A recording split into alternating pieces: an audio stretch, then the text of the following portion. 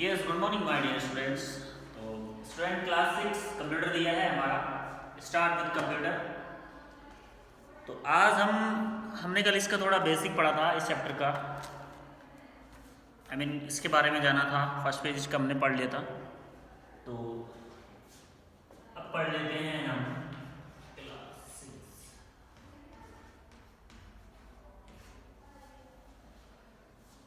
Page number जो दिया है हमारा पेज नंबर 6 है। तो हमने इसका वन पेज पढ़ लिया था, आज दूसरा पेज पढ़ लेते हैं। देखिए क्या कहा है, evaluation of computers.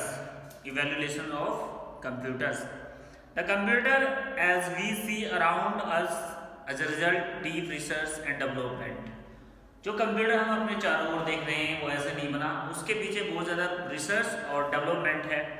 The stage of the evolution can divide into the 5 generation. और इन स्टेज को कंप्यूटर को उनकी स्पीड, उनकी कैटेगरी, उससे आपसे कैसे कैसे वो बने, अलग अलग जनरेशन में रखा गया है। The brief history of the evolution is the discuss below. तो कुछ छोटी सी हिस्ट्री है जो दी है इसमें, इसके बारे में हम नीचे पढ़ लेते हैं। तो सबसे पहले दिया है हमारे पास फर्स्ट जनरेशन कंप्यूटर 1940 से 1956, और इसके सामने लिखा है वैक्यूम ट्यूब। तो देखिए क्या कहा है इसके बारे में, पहले बेसिकली मैं आपको एक्सप्लेन कर देता हूँ। फर्स्ट जनरेशन जो कंप्यूटर आए थे हमारे, लगभग उनका जो साइज था, एक रूम जैसे हमारा एक रूम होता है बड़े वाला, इतना बड़ा उनका साइज था। इलेक्ट्रिसिटी बहुत ज़्यादा कंज्यूम करते थे और बहुत ज़्यादा हीटिंग भी करते थे, और पूरा एक रूम भरा रहता था। एक कंप्यूटर एक रूम में आता था, बहुत ज़्यादा इलेक्ट्रिसिटी लेते थे, और वैक्यूम ट्यूब का उनमें इस्तेमाल होता था। वैक्यूम ट्यूब होती थी जैसे आज के समय में था हमारे मोबाइल फ़ोन में या फिर कंप्यूटर में माइक्रो प्रोसेसर चलता है प्रोसेसिंग के लिए। उस समय प्रोसेसिंग के लिए वैक्यूम ट्यूब लगती थी। World war gave rise the numerous development and start of the computer age. World war के बाद अगर हम बात करें, उसके बाद कंप्यूटर एज स्टार्ट हो जाती है, तब से जब वर्ल्ड वार सेकंड फिनिश हुआ था, उसके बाद हमारी शुरुआत हो जाती है कंप्यूटर युग की, कंप्यूटर वार की। First generation computer for vacuum tubes, value based machine. तो फर्स्ट जनरेशन में हमारी वैक्यूम ट्यूब लगती थी जो प्रोसेसिंग का काम करती थी। These computer use vacuum tube for the circuitry and magnetic drum of memory. और इन कंप्यूटर में मैग्नेटिक ड्रम लगे होते थे डेटा को स्टोर करने के लिए। जैसे आज के समय हमारे मेमोरी लगी रहती है, RAM ROM hard disk, data को हम स्टोर करते हैं, लेकिन उस समय मैग्नेटिक ड्रम लगे हुए थे जो डेटा को स्टोर करते थे। A magnetic drum is a metal cylinder coated with the magnetic iron oxide metal which data is program can be store. ये जो हमारे मैग्नेटिक ड्रम थे ये मेटल के बने हुए थे, धातु के बने हुए थे मेटल ड्रम, और चारों तरफ से इसके मैग्नेटिक ऑक्साइड आयरन से बने थे, सिलेंडर टाइप थे, जिसमें हमारा प्रोग्राम स्टोर रहता था, और जो भी हम उसको डेटा देते थे कंप्यूटर को वो भी हमारा उसमें स्टोर रहता था। आगे क्या दिया है, first generation computer relied on the binary coded language. तो जो हमारे फर्स्ट जनरेशन कंप्यूटर थे वो बाइनरी कोड लैंग्वेज को समझते थे, बाइनरी कोड लैंग्वेज उनमें चलती थी। आज के समय में तो कंप्यूटर पाइथन लैंग्वेज समझ लेते हैं, C++ है, बहुत सारी लैंग्वेजेज हैं उनको समझते हैं, लेकिन उस समय केवल बाइनरी लैंग्वेज में कोड लिखे जाते थे जिसको कंप्यूटर समझता था। Which is also known as the machine language, जो उस समय मशीनी लैंग्वेज थी। एग्जाम्पल लैंग्वेज 0 और 1, जो केवल 0 और 1 को की भाषा ही कंप्यूटर समझता है, आज भी समझता है, लेकिन आज के समय में हाई लेवल लैंग्वेज हो गई है जिसको कंप्यूटर से बात करना बड़ा आसान है, आसानी से हम कंप्यूटर से बात कर सकते हैं। आगे क्या दिया है, which is also known as the मशीनी language, language of 0 and 1 to perform the operation were able to solve only the one problem at a time. और ये एक समय में केवल एक ही प्रॉब्लम को सोल्व करता था, ज़्यादा प्रॉब्लम ही सोल्व नहीं कर सकता। अब आज के समय में तो म्यूजिक भी बजा रहे हैं, ऊपर से पेंटिंग भी कर रहे हैं, या फिर किसी को मतलब कोई दूसरा प्रोग्राम है कॉपी भी कर रहे हैं, तो बहुत सारे टास्क एक साथ कर देता है, लेकिन ये एक समय में एक ही वर्क करता था, दूसरा वर्क नहीं करता था, मल्टी वर्क नहीं था, ये मल्टी यूजर नहीं था। तो क्या करता था ये, were able to solve only one problem at a time. Each machine was fed the different binary coded, hence was difficult to program। Her machine का अपना अपना बाइनरी कोड था, इसलिए उनमें प्रोग्रामिंग करना बहुत हार्ड था। बहुत डिफिकल्ट था, बड़ी दिक्कत होती थी प्रोग्रामिंग करने में। The result is lack of versatility and speed is addition to run the different type of computers, instruction must be rewritten and the recompiled. और केवल उसमें एडिशंस और सब्ट्रैक्शंस की कैलकुलेशन ही होती थी, और रिजल्ट की जो स्पीड थी देने की कंप्यूटर्स की वो बड़ी स्लो थी, बहुत ही लेट वो स्पीड से रिजल्ट हमें दे देता। एग्जाम्पल दे देते हैं उस जमाने की, कुछ कंप्यूटर के एग्जाम्पल दे देते हैं। एनिएक, एडवेक एंड यूनिवेक, ये एग्जाम्पल्स हैं कंप्यूटर के। Characteristics of first generation computer, अगर हम उनकी कुछ खास बातों के बारे में बात करें, क्या क्या कैरेक्टरिस्टिक्स थी उस जनरेशन के कंप्यूटर की। Following are the characteristics for generation computers. Use of vacuum tubes, तो मैंने पहले ही बताया इनमें वैक्यूम ट्यूब्स का यूज होता था। Computer were big and closely to use, बहुत बड़े होते थे और उन्हें यूज करना इतना आसान नहीं था। Non portable and very slow equipments.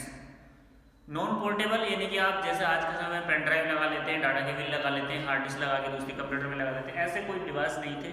जो डिवाइस एक कंप्यूटर में लग गया वो फिक्स था। Lacked in the versatility and speed, और इतनी आप उनकी जो स्पीड थी वो बहुत स्लो थी वर्क करने की, और बहुत ज़्यादा हैंगिंग होते थे। हाई कंजक्शंस ऑफ इलेक्ट्रिसिटी, बहुत ज़्यादा बिजली भी खाते थे। प्रोग्रामिंग इन द मशीनी लैंग्वेज, प्रोग्रामिंग मशीनी लैंग्वेज में होता था।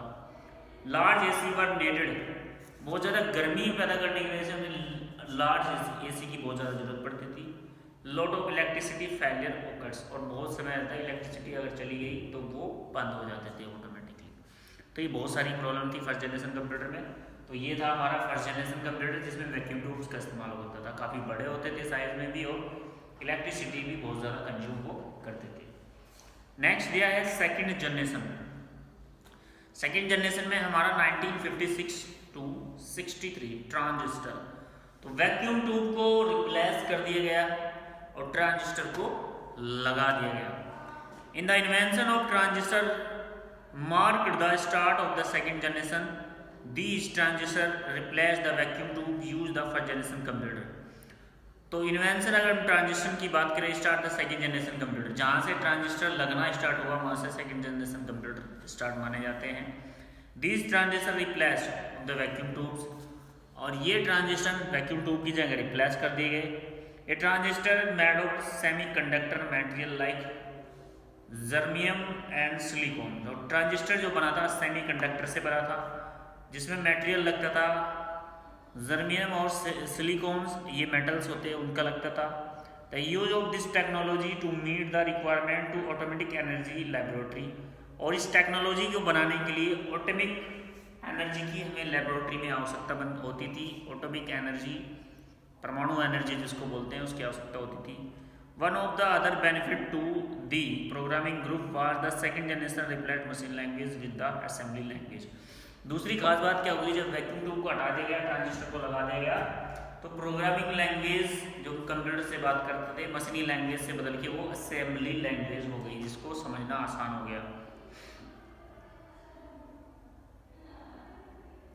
Even thought complex in itself, assembly language was much easier than the binary code, और ये बाइनरी कोड से इसको प्रोग्रामिंग करना इसमें ईजी भी था और उसको कंप्यूटर से इसको समझाना भी ईजी था।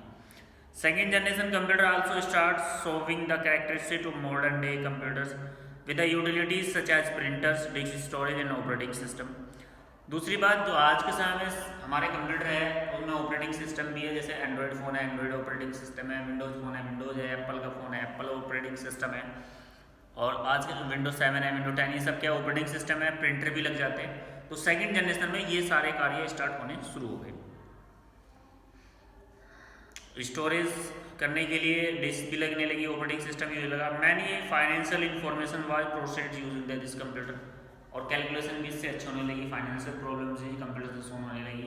इन the second generation computer the instructions program could be store inside the computer memory, और जो हम कंप्यूटर को इंस्ट्रक्शंस दे रहे थे, प्रोग्राम कर रहे थे कंप्यूटर पे, वो भी स्टोर होने लगा computer memory. High level language such as COBOL, common business oriented language, COBOL आ गई, ये हाई लेवल लैंग्वेज थी। एंड फॉर्मूला ट्रांसलेटर लैंग्वेज आ गई, were use and they are the still use to some application, और कुछ applications भी आ गई, जैसे आज के समय में एप्लीकेशन हम यूज़ करते हैं ना, भाई पेंटिंग करनी है तो हम MS पेंट खोलेंगे, वो एप्लीकेशन है, यूट्यूब से है वो एप्लीकेशन है, हमारी वर्ड है वो एप्लीकेशन है। तो ऐसे ही कुछ एप्लीकेशन सेकंड जनरेशन के कंप्यूटर में भी आ गई। नेक्स्ट क्या दिया है, एग्जाम्पल कुछ कंप्यूटर हैं इस लैंग्वेज के, सॉरी इस जनरेशन के, PDP-8, IBM 1401 and IBM 7090। Characteristic of second generation computer, तो सेकेंड जनरेशन कंप्यूटर की कुछ खास बातें हैं वो आपको हम बता देते हैं।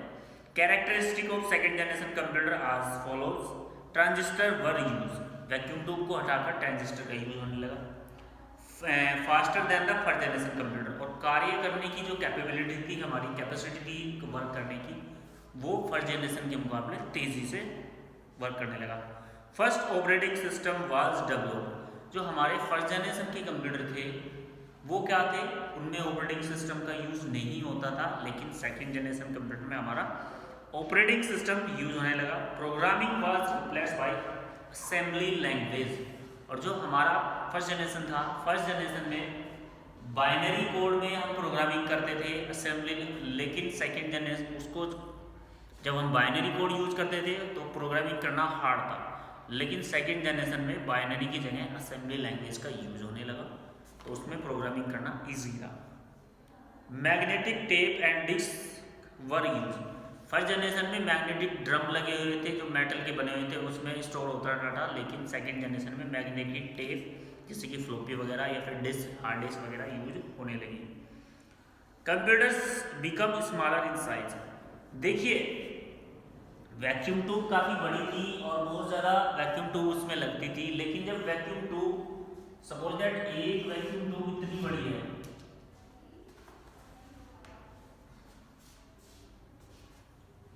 इस तरह की होती थी भाई वैक्यूम ट्यूब्स, इस तरह की वैक्यूम ट्यूब्स होती थी। अब उनकी जगह ट्रांजिस्टर लगने लगा, ये 3 टर्न वाला है, इसकी 3 लाइन्स होती है, इस तरह का ट्रांजिस्टर होता है, आपने देखा भी हो किसी बच्चे ने। तो जहाँ पर 100 वैक्यूम ट्यूब लगती थी वहाँ पर एक ट्रांजिस्टर लगने लगा। अब जब 100 वैक्यूम ट्यूब लगने के लिए जगह इतनी सारी चाहिए और एक ट्रांजिस्टर के लिए इतनी सी जगह चाहिए, तो साइज क्या है, computer become smaller in size, तो साइज उसका ऑटोमेटिकली कम हो गया। लेस कंज्यूमेंस ऑफ इलेक्ट्रिसिटी, और वैक्यूम ट्यूब 100 हटकर एक ट्रांजिस्टर लगेगा, अब 10 आदमी खा रहे हैं फिर एक खाएगा तो क्या होगा, इलेक्ट्रिसिटी तो कम होगी, तो इलेक्ट्रिसिटी भी इस वजह से कम होने लगेगी। नेक्स्ट क्या दिया है भाई, नेक्स्ट दिया है हमारा थर्ड जनरेशन कंप्यूटर। तो थर्ड जनरेशन कंप्यूटर क्या है हमारी, थर्ड जनरेशन कंप्यूटर में थोड़ा और डेवलप हुआ, 1964 में ये हमारी जनरेशन आई और 1970s तक चली। इंटीग्रेटेड सर्किट, जिसको हम IC बोल देते हैं, integrated circuit IC। All thought the transistor were great deal of the important over the vacuum tubes. सबसे पहले अगर हम बात करें, जब हमारी वैक्यूम ट्यूब यूज होती थी उसके बाद जो ट्रांजिस्टर आया वो भी एक ग्रेट डील थी, काफ़ी समय तक वो कंप्यूटर सक्सेसफुल रहे और अच्छे भी रहे, लेकिन और थोड़ा डेवलप हुआ, ट्रांजिस्टर को हटा दिया गया, they are the generate heat and damage the sensitive area of computer. तो इनमें भी एक खास बात थी थोड़ी सी, ये क्या करते थे, हीट को जनरेट करते थे, गर्मी ये भी पैदा करते थे ट्रांजिस्टर भी, और कंप्यूटर को क्या, और सेंसिटिव एरियाज को डैमेज भी कर देते थे।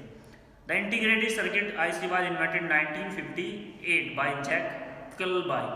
It combines electronic components into the small silicon disk.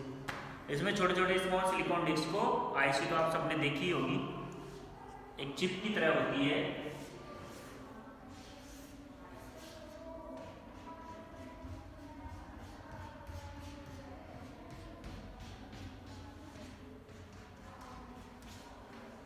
इस तरह की होती है हमारी IC इंटीग्रेटेड सर्किट।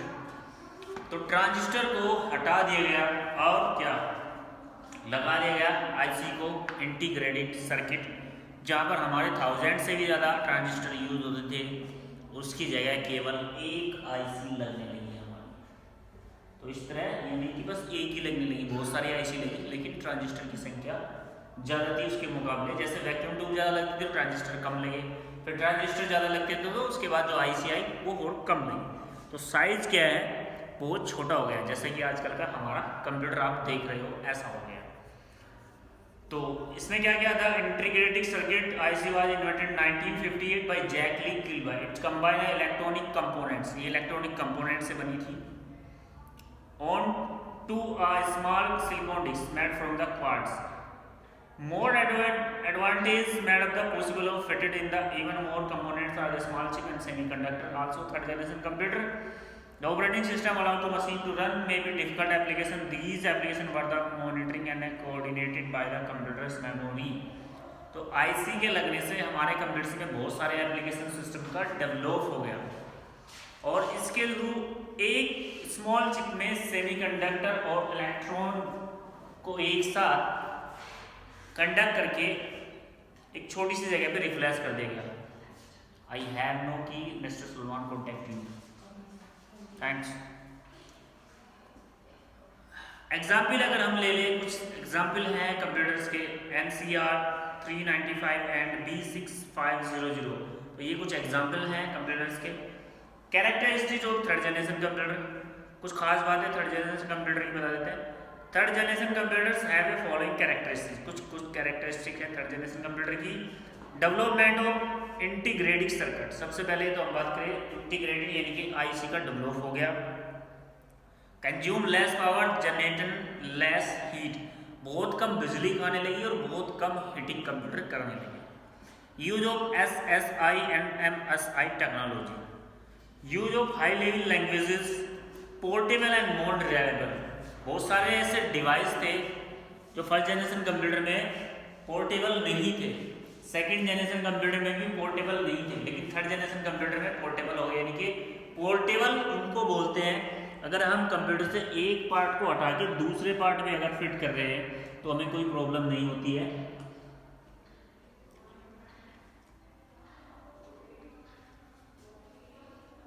उसके बाद क्या दिया है, commercial production become easier and cheaper, और बड़े ही छोटे हो गए साइज में, साइज बहुत कम हो गया।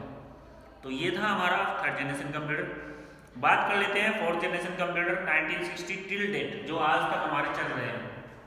फोर्थ जनरेशन जो आज तक हमारी चल रही है, फिर है फिफ्थ जनरेशन, 2 जनरेशन बचती है, इसको हम पढ़ाएंगे कल। तो डियर स्टूडेंट्स, आज के लिए तो इतना ही। Thank you. चैप्टर ये काफ़ी बड़ा है, इतनी जल्दी ये कंप्लीट नहीं होगा, तो इसलिए जो है इसको आराम से हम समझाएंगे। अच्छा चैप्टर है। तो आज के लिए इतना ही। Thank you.